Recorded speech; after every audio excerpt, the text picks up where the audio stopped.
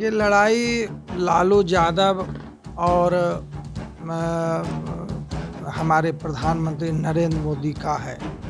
हमारी लड़ाई वहाँ के स्थानीय नेताओं से नहीं है। हम लोग विचारधारा की लड़ाई लड़ रहे हैं और हमको लगता है कि हमारे विचारधारा को मानने वाले लोग वहाँ अब इस बार खुल कर आ रहे हैं। जो उत्साह देखने को मिल रहा है वो उत्साह लगता है कि हम लोग चुनाव बहुत वोट से चुनाव जीतेंगे। कमल छाप वहाँ 100% चुनाव जीत रही है। नमस्कार, मेरा नाम उत्कर्ष है। आप लाइव सिटीज देख रहे हैं। बिहार में 2 सीटों पर उपचुनाव है और ऐसे में मोकामा की बात कर ले तो काफी ज्यादा हॉट सीट है, क्योंकि कई सालों बाद, करीब 27 साल बाद बीजेपी इस बार अपनी कैंडिडेट को उतार रही है, यानी कि कमल छाप पर कोई चुनाव लड़ने वाला। हमारे साथ इंजीनियर शैलेंद्र हैं। इनको बड़ी जिम्मेदारी मिली है मोकामा उपचुनाव में कि कैसे जिताना है। सर, मोकामा में उपचुनाव है, आपको एक बड़ी जिम्मेदारी भी मिली है, क्या लग रहा है, जीतेंगे वहां से?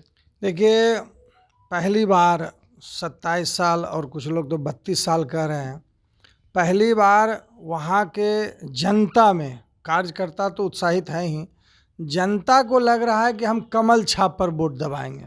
अभी तक तो ना जाने कौन कौन दल पर किस किस पर वोट दबा रहे थे, बटन दबा रहे थे, लेकिन जो उत्साह देखने को मिल रहा है वो उत्साह लगता है कि हम लोग चुनाव बहुत वोट से चुनाव जीतेंगे। कमल छाप वहाँ 100% चुनाव जीत रही है। नहीं, तमाम बीजेपी के जो नेता हैं वहाँ डेरा डाले हुए हैं, आप लोगों को भी जिम्मेदारी मिल गई है। अनंत सिंह से कितना टेंशन है, क्योंकि अनंत सिंह 17 साल से विधायक हैं वहाँ पे? देखिए, लड़ाई लालू यादव और हमारे प्रधानमंत्री नरेंद्र मोदी का है। नरेंद्र मोदी जी जो काम किए हैं और जो यहाँ का राजद शासन काल में काम हुआ है, दोनों में कोई तुलना है क्या? लड़ाई तो हमारी 2 विचारधाराओं की है। हमारी लड़ाई वहाँ के स्थानीय नेताओं से नहीं है। हम लोग विचारधारा की लड़ाई लड़ रहे हैं और हमको लगता है कि हमारे विचारधारा को मानने वाले लोग वहाँ अब इस बार खुल कर आ रहे हैं। नहीं, आप लोगों की तरफ से बयान आ रहा था कि वहाँ पर कीचड़ है और उस कीचड़ में अब कमल खिलने वाला, लेकिन अब महागठबंधन के नेता तो कह रहे हैं कि वहाँ कोई कीचड़ नहीं है, सब साफ हो चुका है, कोई कमल नहीं खिलेगा वहाँ। देखिए, महागठबंधन के नेता अभी तक जितने भी नेता हुए हैं वो लोग सब इसी तरह का गलत बयान करते रहते हैं। हमारी लड़ाई स्पष्ट तौर पे हम कह रहे हैं, हम तो खासकर लाइव सिटीज़ को देख रहे हैं, हम तो आपके चैनल को खोल कर भी देखते हैं, सबों का स्टेटमेंट भी देखते हैं। तो हमारी लड़ाई केवल 2 विचारधाराओं की लड़ाई है और हमारे विचारधारा के लोग खुलकर आ रहे हैं। और जहाँ तक आपने कहा कि काफ़ी लोग लगे हुए हैं, हम लोग तो संगठन के लोग हैं, संगठन का काम करते रहते हैं और जो दायित्व मिलता है उसको बखूबी से निभाते हैं। और हमें जो 3 पंचायत मिला है, नौरंगा, जलालपुर है, रामपुर डुमरा है, तीनों पंचायत में सबसे ज़्यादा जो वोट है वो तो अनंत सिंह का है। रहा होगा और स्थानीय लोग कह भी रहे थे, लेकिन कोई विकल्प नहीं था ना, कोई उनके खिलाफ लड़ता नहीं था। तो जब विचारधाराओं की लड़ाई हो रही है, हम लोग तो गठबंधन में सीट दे देते थे किसी न किसी को, तो इस बार तो भारतीय जनता पार्टी अपने दम पर लड़ रही है और हम लोग 3 पंचायत जो मिला है, मालपुर है, रामपुर डुमरा है, नौरंगा, जलालपुर, वो जैसे हमारे क्षेत्र में राघोपुर हुआ करता है, बुलो मंडल का गढ़, उसी तरह वहाँ विरोधियों का गढ़ है। लेकिन अब तो चुनौती हम लोग स्वीकार किए हैं। देखिए, मुझे पूरी उम्मीद है हम लोग मैन टू मैन मिल रहे हैं, सबों के घर पे जा रहे हैं, सगे संबंधी को भी उतार रहे हैं, ताकि हर घर में जो हमारी महिलाएं हैं उस महिला का भी वोट हम ले सकें।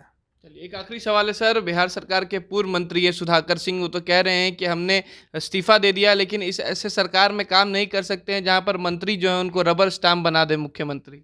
ऐसे कई मंत्री हैं आरजेडी में, और सुधाकर सिंह जी को तो मैं धन्यवाद देना चाहता हूँ कि जो गलत कार्य होता है प्रशासन के द्वारा, सरकार के द्वारा, वो मुखर होकर बोल रहे हैं। मैं तो उनको थैंक्स देता हूँ, धन्यवाद देता हूँ सुधाकर जी को और उनके पिताजी को, जो जगदानंद बाबू के नक्शे कदम पर वो सुधाकर सिंह चल रहा है। तो राजद के सुप्रीमो को भी कह दिया कि मैं आपके साथ काम करने वाला अब नहीं हूँ, बहुत हो गया। यानी कि मुख्यमंत्री जो है तमाम मंत्रियों को रबर स्टैंप मानते हैं। पहले भी होता था। ये तो भारतीय जनता पार्टी थी जो सब कुछ सहकर बेहतर शासन कैसे राजद से चले इसलिए कंप्रोमाइज करती थी। लेकिन उसमें से भी कुछ राजद के लोग हैं जो हम लोग के विचारधारा को मानते हैं, हमारी विचारधारा को लेते हैं। तो वैसे में सुधाकर सिंह हैं, और लोग भी खुल कर आए। हम लोग से बहुत मंत्रियों की बात होते रहती है, चूँकि हम भी विधायक हैं तो हमारे साथी विधायक जो है मंत्री, उनसे बात होते रहती है कि घूंट पी के हम लोग जो है मंत्री बने हुए हैं। चलिए, बहुत बहुत शुक्रिया। ये थे हमारे साथ बीजेपी विधायक इंजीनियर शैलेंद्र, जिन्होंने साफ कहा है कि मोकामा उपचुनाव अब बीजेपी ही जीतेगी। 27 साल के बाद भले ही वहां पर अब बीजेपी के टिकट से कोई चुनाव लड़ रहे हैं, लेकिन जिस तरीके से जो विरोधी हैं उनसे जीत इस बार हासिल करनी है। इतना ही नहीं, जिस तरीके से सुधाकर सिंह ने मुख्यमंत्री पर तंज कसा है, उस पर भी उन्होंने साफ कहा है कि उन्हें तो मैं धन्यवाद देता हूं कि वो तमाम चीज़ों को उजागर कर रहे हैं। इतना ही नहीं, उन्होंने यह भी कहा है कि जिस तरीके से सुधाकर सिंह इस्तीफा दे चुके हैं, अगर कोई और मंत्री भी इस तरीके के होंगे तो आने वाले समय में वो भी इस्तीफा दे सकते हैं। फिलहाल खबर में सिर्फ इतना ही। आप हमारे साथ बने रहें, हमारे चैनल को सब्सक्राइब नहीं किया है तो जल्द से जल्द कर लें। बहुत बहुत धन्यवाद।